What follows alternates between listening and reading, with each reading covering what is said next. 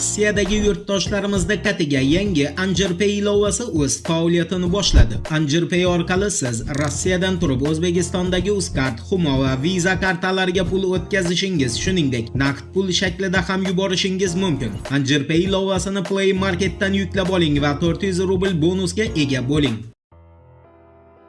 Assalomu alaykum, qadrdon muxlis. Siz bilan siz bilgan va kutgan kanal Turfaudam. CBS News agentligining o'z manbalariga tayanib xabar qilishicha, Donald Trump Eron Islom Respublikasiga hujumni shanba kuniga rejalashtirmoqda. Ammo hali Trumpning o'zi so'nggi hal qiluvchi buyruqni berganicha yo'q. CBS Newsga ko'ra, Pentagon Yaqin Sharqqa yirik miqdordagi harbiy kuchlarni ko'chirishni davom ettirmoqda. So'nggi bir sutka ichida mintaqaga 50 ta F-22 Raptor va F-35 qiruvchi samolyotlari, shuningdek qurol-yarog' va o'q-dorilar olib kelgan 150 ta harbiy transport samolyoti yetib keldi. Ummon sohillari yaqinida esa Abraham Lincoln va Gerald Ford samolyot tashuvchi kemalari ishtirokidagi zarba beruvchi guruh faoliyat olib bormoqda. Aniqrog'i, Oq uydan qora buyruqni kutmoqda. Bu dunyodagi eng yirik atom energetik qurilmasiga ega samolyot tashuvchi kema bo'lib, u butun bir shaharni elektr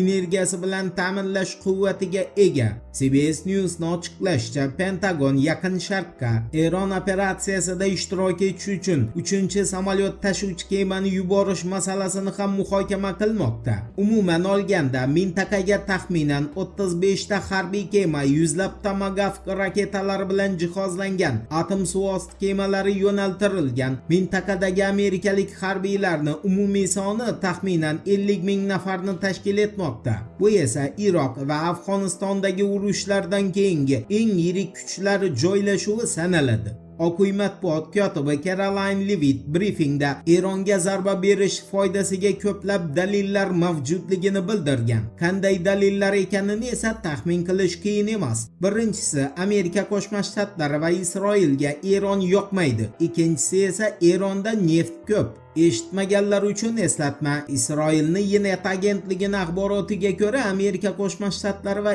Eron o'rtasida Jenevada bo'lib o'tgan muzokaralar salbiy baholangan. Jurnalist Barak Ravitning xabar berishicha, bu Donald Trumpning Eronga qarshi harbiy harakatlarni boshlash haqida qaror qabul qilishiga yaqinlashishiga sabab bo'layotgan omillardan biri hisoblanadi. Amerika Qo'shma Shtatlari Jenevadagi muzokaralar yakunlanganidan so'ng Eron vaziyatni tartibga solish bo'yicha yozma taklif taqdim etishini kutmoqda. Bundan tashqari, davlat kotibi Marco Rubio fevral oyi oxirida, aniq sanalarda esa 28 fevral kuni Isroilga tashrif buyurib, bosh vazir Netanyahu bilan uchrashish va Eronga oid masalalarni muhokama qilishni rejalashtirmoqda.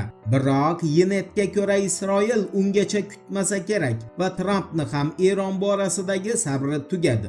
Yinetni Amerika hukumatidan olingan manbasiga ko'ra, Yaqin Sharqda harbiy ishtirokni kuchaytirishda qatnashayotgan Amerika Qo'shma Shtatlarining barcha kuchlari mart oyining o'rtalarigacha to'liq joylashtirilishi kerak. Bu degani mart oyida hammasi tugashi kerak degan gapdir.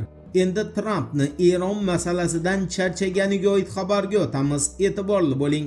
Axios agentligining xabar berishicha, Amerika Qo'shma Shtatlari prezidenti Donald Trump Eron bilan bog'liq keskinlikdan charchagan bo'lsa ham, uning atrofidagilar urushdan ogohlantirayotganiga qaramay, yaqin haftalar ichida to'g'ridan-to'g'ri to'qnashuv 90% ehtimol bilan boshlanishi mumkin. Bu haqida Axios Trump maslahatchisiga tayanib ma'lum qilgan. Axiosning ma'lumotiga ko'ra, Washingtonda Amerika Qo'shma Shtatlariga tayyorgarlik uchun yanada ko'proq vaqt kerak bo'lishi mumkin deb hisoblashmoqda. Shu bilan birga, Isroil rasmiylari so'zlariga ko'ra, Isroil ehtimoliy harbiy ssenariyga bir necha kun ichida tayyor bo'lishini bildirgan. Axiosning ta'kidlashicha, Isroil tomoni maksimalistik variant Eronda rejim almashishi va uni yadroviy hamda raketa dasturiga nisbatan qattiq cheklovlar joriy etilishini talab qilmoqda. Shu bilan birga, Isroil Eronni G'azo sektori yoki Suriya emasligini juda yaxshi tushunadi va Tehronga qarshi amalga oshirilgan har bir harakatni javobsiz qolmasligini Isroil biladi. Shu boisdan ham Netanyahu Qo'shma Shtatlarsiz katta urushni boshlamoqchi emas. Endi Rossiyaning Belgorod viloyatini elektr energiyasidan uzilib qolganiga oid xabarga yuzlanamiz. Diqqat bilan eshiting. Belgorod gubernatori Vyacheslav Gladkovning o'zini Telegram kanali orqali murojaatida xabar berishicha, Kiyevni 19 fevralga o'tar kechasi viloyatga qarshi amalga oshirgan ommaviy zarbalari Belgorodni elektr energiyasidan uzilib qolishiga sabab bo'lgan. Gubernator Gladkovning qo'shimcha qilishicha, issiqlik ta'minoti ham qisman yo'qolgan va mas'ullar muammoni bartaraf qilishga kirishgan. Voqealar rivojini birgalikda kuzatamiz. Turfovlim bilan qoling.